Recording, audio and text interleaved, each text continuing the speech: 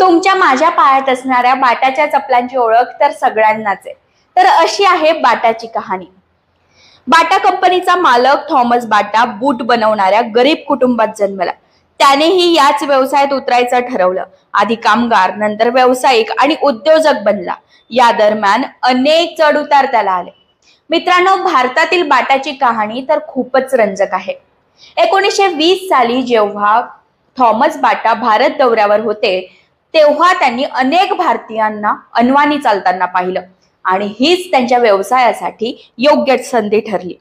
1931 मध्ये Bata shoe company private limited सुरू केली।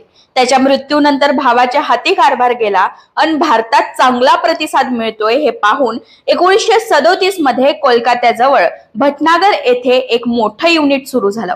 आता बाटा इंडियाचे भारतात 1500 पेक्षा जास्त स्टोअर्स आहेत। तर तुम्ही कुठली चप्पल वापरतात नक्कीच कमेंट बॉक्स मध्ये कळवा आणि नुपूर टीव्हीला सबस्क्राईब करा।